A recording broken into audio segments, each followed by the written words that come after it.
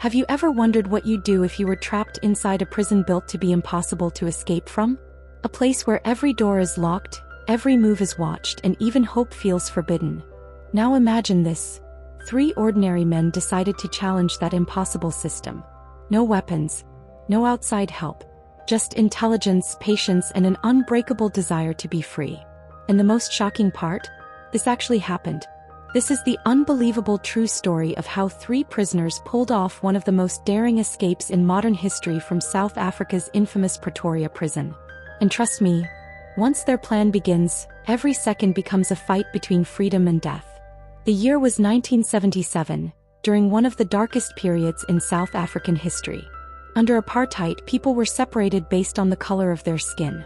The white minority government controlled everything, while black South Africans were denied basic rights and punished for speaking out against injustice. Fear ruled the country. Anyone who challenged the system became an enemy of the state.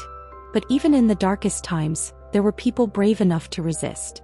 Among them were 2 young activists, Tim Jenkin and his close friend Stephen Lee. They weren't criminals or violent extremists. They simply believed that freedom and equality belonged to everyone. Determined to expose the truth, they carried out a bold operation in a crowded public area. They planted small devices designed not to harm anyone, but to release thousands of anti-apartheid leaflets into the air. Seconds later, papers rained down from the sky. People stopped to read messages revealing the harsh reality of the government's oppression. For a brief moment, Tim and Stephen succeeded. But before they could disappear into the crowd, police sirens echoed through the streets. Officers surrounded them from every direction. Within moments, they were arrested. Neither of them realized that this wasn't the end of their story. It was only the beginning. Soon after, they stood before a judge known for showing little sympathy toward anti-apartheid activists. Tim was sentenced to 12 years in prison while Stephen received 8 years. Their families were devastated. Their future seemed destroyed. Shortly afterward, they were transferred to Pretoria prison, a place so heavily guarded that most people believed escaping alive was impossible. The guards controlled everything. Every prisoner was searched thoroughly. Every belonging was inspected. Nothing entered or left without permission. But while others saw prison walls, Tim saw patterns. As he walked through the prison, he carefully studied every gate, every lock, and every security routine. A dangerous idea had already begun forming in his mind. Eventually, Tim and Stephen were placed in separate cells, though they remained close enough to communicate. The next morning, Tim met Dennis Goldberg, one of the prison's most respected inmates. Dennis explained that Pretoria housed both political prisoners and dangerous criminals, and escaping from it was nothing more than a fantasy. As Tim and Stephen quietly shared their thoughts about escape, a disturbing scene unfolded nearby. A black prison worker accidentally dropped a bowl of soup. Without hesitation, a guard brutally beat him in front of everyone. The dining hall fell silent. In that moment, Tim and Stephen understood that even behind bars, cruelty and racism still ruled these walls. Later, Dennis warned them that escape was impossible. Massive walls, barbed wire, armed guards, and watchtowers made sure of that. Anyone who tried would likely be shot on sight. According to Dennis, survival meant accepting reality and giving up the dream of freedom. But another prisoner had been listening carefully to the entire conversation. His name was Leonard. And unlike everyone else, he refused to believe that impossible meant impossible. He stepped closer and said something that changed everything. Most people fail because fear convinces them not to try. Then he looked directly at Tim and Stephen. I don't believe impossible exists. If you're serious about escaping this place, I want out of here too. As darkness settled over Pretoria prison, Tim's real work began. While the prison drifted into silence, he sat alone in his tiny cell, pretending to be just another exhausted inmate. But behind those calm eyes, his mind was working nonstop. Using a hidden matchstick, he carefully examined the lock on his cell door. Every groove, every notch, every tiny detail mattered. With folded pieces of paper, he measured the lock's depth and sketched rough key designs from memory. Night after night, he repeated the process until he realized one terrifying truth. Escaping Pretoria wasn't just about unlocking one door. He would have to unlock every barrier standing between him and freedom. Every cell, every checkpoint, every gate, The entire prison had become a puzzle and Tim had decided to solve it. Their next plan involved stealing a guard's key. During lunch, Leonard created a distraction exactly as planned, but despite the chaos, the opportunity never came. The plan failed. But Tim refused to give up. Instead, he memorized the shapes of the guards' keys hanging from their belts and recreated them on paper from memory alone. Hidden inside the prison workshop, he secretly carved wooden replicas, each one bringing them one step closer to freedom. Then disaster nearly struck. A guard unexpectedly entered the workshop for an inspection. Panic swept through the room. Thinking quickly, Stephen dropped a heavy bowl, creating enough noise to distract the guard. Tim hid the keys and tools inside a thermos flask just seconds before the search began. The guard checked everything, even the thermos. Tim's heart nearly stopped. But somehow, nothing was discovered. Back in his cell, Tim tested the handmade keys. Again and again they failed. Splinters cut into his fingers. Exhaustion clouded his thoughts. So he refused to quit. Then one unforgettable night, the lock opened. Tim stared at the unlocked cell door in disbelief. Months of failures and sleepless nights had finally paid off. For the first time, freedom felt real. The next morning, he tested another key on an outer prison door. It worked. But before he could celebrate, the wooden key snapped inside the lock. His blood ran cold. If anyone found the broken piece, the entire escape plan would be over. As footsteps approached, Tim forced himself to walk away and act normal. The guard passed by without noticing anything unusual. Only afterward did Tim rush back and manage to remove the broken fragment. But luck wasn't on his side for long. A misplaced door hook nearly exposed everything. Once again, Tim escaped disaster by mere seconds. The following day, Leonard received a visit from his young son. For a brief moment, the hardened prisoner became just a father. "I'll see you again soon," he promised. But a guard suddenly shouted at Leonard for standing too close to the window, terrifying the little boy. His mother quickly pulled him away. Leonard stood there helplessly watching his son disappear. Something inside him changed. Prison had already stolen years of his life. Now it was stealing precious moments with his child. At that moment, escape stopped being a dream. It became a necessity. No matter the cost, he was getting out. But one final obstacle remained.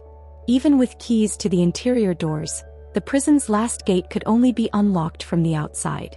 After countless discussions, they came up with a way to guide a key through the window toward the lock. There was just one problem. The key could reach the lock, but they had no way to turn it. And just as they were trying to solve the impossible, a guard suddenly appeared. "What are you three talking about?" The question hit them like lightning. Fear flashed across their faces, but thinking quickly, they made up excuses and changed the subject. The guard eventually walked away, yet the suspicion in his eyes remained. He no longer trusted them. Then Stephen noticed something unexpected. A broom. Maybe it could help them reach the lock. Now they only needed a way to turn the key. Later in the woodshop, Tim had a breakthrough. Using the available tools, he built a rotating wooden attachment that fit onto the broom's handle. He even crafted a crude mirror from a toothbrush and tiny pieces of reflective glass to help guide the key. That night they tested their invention. Tim carefully lowered the key toward the lock. His hands trembled. Every movement had to be perfect. Then disaster struck. The key slipped from their grasp and fell to the floor below. Tim's heart nearly stopped. If a guard found it, everything would be over. Thinking fast, he stuck chewing gum to the end of the broom and lowered it down again. Attempt after attempt, they fought against time and panic. Finally, the key stuck. With renewed determination, Tim guided it back toward the lock. After hours of exhausting effort, the key finally aligned. The door swung open. They had done it. Knowing they could be discovered at any moment, the group hid their handmade keys inside a jar beneath the prison garden. But even buried secrets attract attention. A guard who had long suspected Tim approached and searched Stephen's bag. Nothing. Meanwhile, Tim buried the jar deeper into the soil. When questioned, he calmly claimed they had simply been discussing gardening. The guard searched his face for fear and guilt, but found neither. Without proof, he walked away. Another inmate, Dennis, warned Tim that the escape plan was madness. "If the guards catch you," he said, "they won't hesitate to shoot." But Tim had already crossed the point of no return. Realizing they needed more help, they slowly recruited prisoners they could trust. One gathered civilian clothes. Another collected supplies. Piece by piece, the impossible escape began taking shape. Then, without a word, an inmate handed Tim several bars of soap before disappearing. Tim pressed the real keys into the soft surface, creating perfect molds for the next stage of their daring plan. Freedom had never been closer. But neither had disaster. A few days later, Tim finally received the glasses he had requested. But as the guard handed them over, he casually revealed devastating news. The prisoner who was helping you was killed trying to escape. Rage surged through Tim. A man who had risked everything for them was gone. But Tim understood that one emotional reaction, one careless mistake, could destroy everything they had worked for. So he stayed silent. Because freedom demanded patience. Soon Tim and Leonard realized that making keys wasn't enough.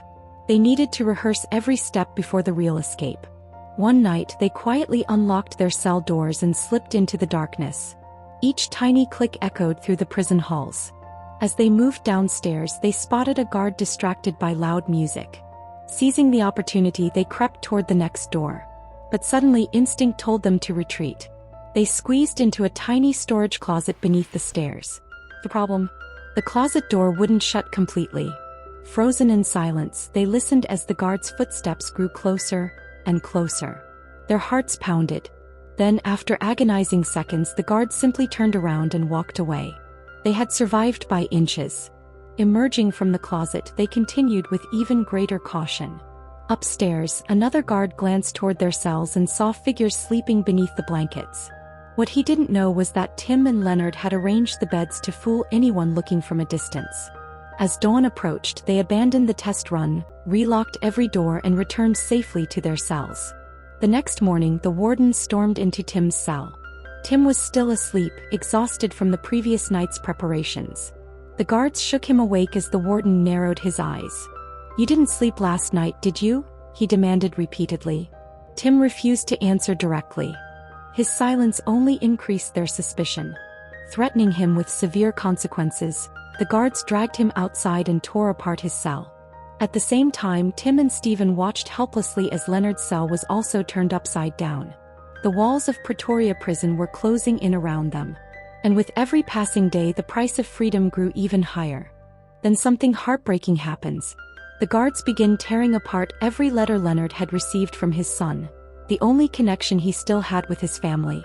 Years of love, memories, and hope are ripped to pieces right in front of him. Unable to control himself, Leonard lashes out, but the guards overpower him and throw him into solitary confinement. Later, the warden calls Tim in for questioning. Furious over the banned books and papers found in the prison, he throws Tim's belongings across the floor. Then suddenly, he notices something that makes Tim's blood run cold. A broken piece of a wooden key.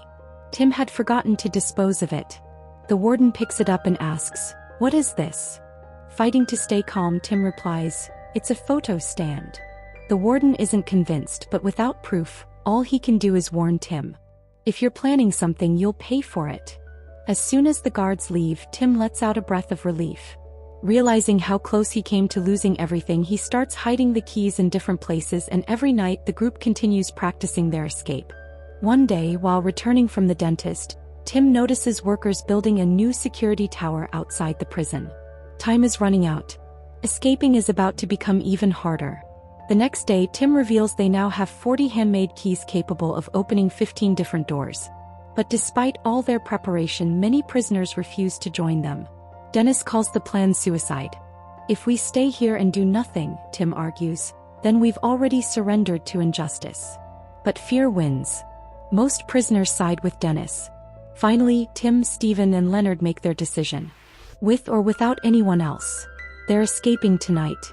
As if fate wants to test them one last time, the warden searches Tim's cell again before nightfall.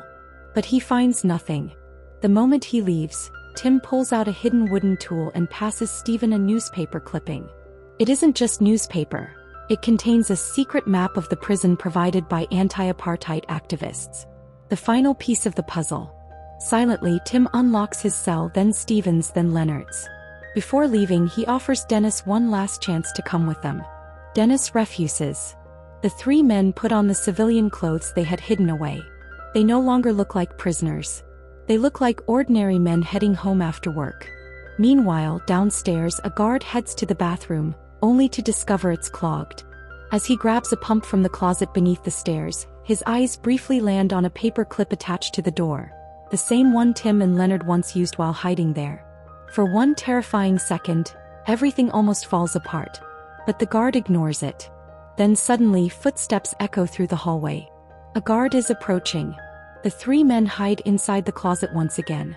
But this time the paper clip is gone and the door won't stay shut.